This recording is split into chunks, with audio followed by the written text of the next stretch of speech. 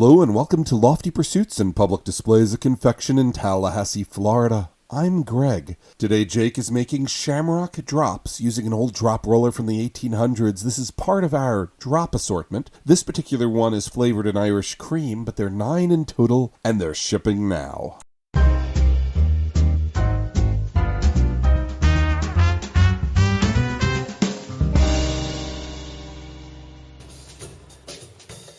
These rollers made about 150 years ago shaped the candy into a perfect little shamrock, and we've made an assortment. The flavors are whiskey vanilla, barmbrack, hops, clover honey, Irish cream, apple, chocolate stout, Irish coffee, and toffee. And we're selling them in assortment bags, so each bag has some of each of these flavors in it. If you want to know more about the flavors, we've expanded the assortment over the years, and we have lots of videos telling the stories about each flavor. They'll be linked in the description of this video. When the sugar was about 310 degrees, Jake added food coloring and flavoring in the pot, and he poured it on our candy cooling table. This will drop the temperature of the candy quickly, and it will turn into more of a clay, and this means when it goes through the press it'll hold its shape, and not just go back to being a puddle of liquid candy. While the candy has started to cool, it is not cooling to an even temperature. And to make it even, Jake will be folding the candy and dripping it to get the hot parts out against the cold metal. We want the candy to become a consistent texture. Irish cream is a strange story. Its invention started in the 1970s, so it's a fairly recent invention.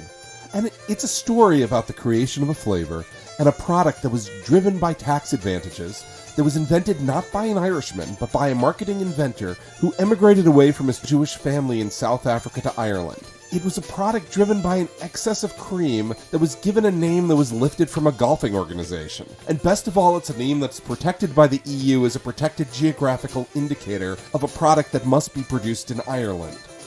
All in all, it's a strange product. And it's a product that's enjoyed around the world, possibly more so than in Ireland. One of the things I love is that the success of this product is based on almost more serendipity than reality, and it makes me laugh how strange the story is. David Gluckman worked in product development and in marketing in Ireland. He had a lot of success creating the Kerrygold butter brand in the 1960s, and he was given a challenge with several parameters. There's a few things you need to know. One, at this point, cream was considered waste. They had lots of markets for milk, but not for cream, and there was only so much cream you could turn into butter. He was employed by a firm who owned the names and stocks of a small brand of Irish whiskey that also owned a sister company that was a dairy plant in Cork. So the question was, could they use dairy in whiskey? It hadn't been done before. These shamrocks are made on our Thomas Mill drop roller, and it's one of the rollers we obtained thanks to you via a Kickstarter campaign back in the day. It's the shamrock rollers from Mulane's Candy Store in Cincinnati. They date back to the 1860s to 1880s from the best we can tell. I love it when equipment was built to last, and 150 years or so later, this equipment is still doing what it was designed to do, making delicious candy. If you want to buy this candy for yourself, you can get it online at our website, www.pd.net. It's shipping now. The first thing they did was to mix cream and whiskey, and the results were terrible by all accounts. They started looking at other drinks, and one of them was the Brandy Alexander that has milk mixed with brandy, but it also had sugar in it, so they added sugar. This improved it a bit, but not enough. So they started mixing in other substances, and one of the things they found in their cupboard was Cadbury's drinking chocolate. And they mixed in powdered chocolate, and it was spectacular. It also had less alcohol than most other liqueurs, about half the alcohol, and this solved other problems. One of the problems with shipping alcohols internationally is the import duties from the countries you're shipping it to. So, having half the alcohol but tasting like it had all of the alcohol meant that it would come in at a lower duty rate, and it would be a more profitable product to ship. And because Ireland was an agricultural economy, they encouraged the export of locally made goods, and this was locally made dairy that would be shipped around the world. So they were able to get subsidies from the government to start up this business. Now that they had a product, they needed to have a name. And they felt that the name that could be associated with a person or a family would be better than a place name. They thought it would make it more personal.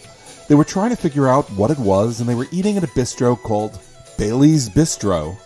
And they went, why not? And they used the Bailey's name. But then came the corporate name that they needed to use.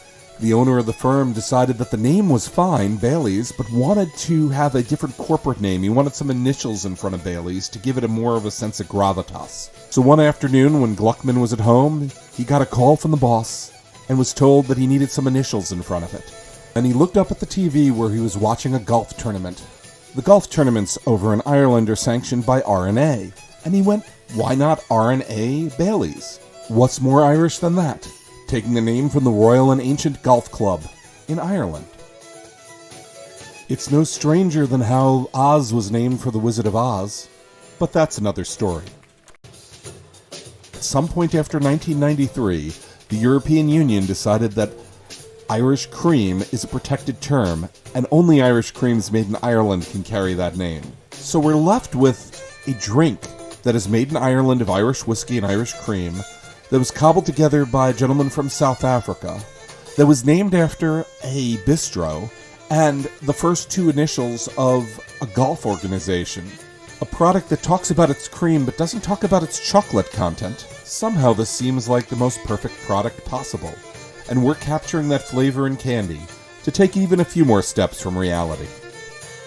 All that's left to do is to break apart these sheets into their individual drops. If you've ever wondered why candy is sometimes called drops, well, it's because we drop it.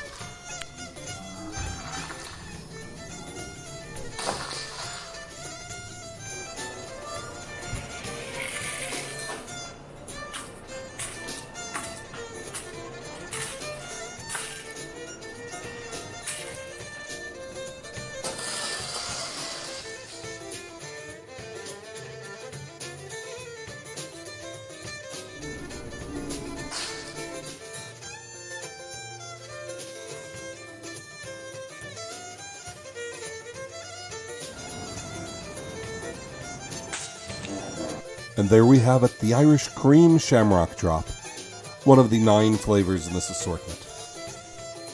And now we need to evenly mix the candy, and we do this by hand. We're regularly asked what these little white slips of paper are. They're desiccant packs. They absorb moisture from the packaging in the storage container. They're food safe. Their point is to keep the candy from getting sticky from moisture in the air. And they were in the individual buckets as they were stored as we make this over several days. And they're still on the table because when we blend them together, they need to go into the buckets they're going to go into until they're bagged. You'll actually find a little desiccant pack in every bag of our candy to make sure it gets to you intact. Thank you for watching. We appreciate it. If you enjoyed this video, we release these all the times, and click on subscribe and the alerts button to find out when new ones come out. We also have well in excess of 100 of these videos if you want to go back in the archive, and if you want to see more of these videos about shamrocks, there are links in the description.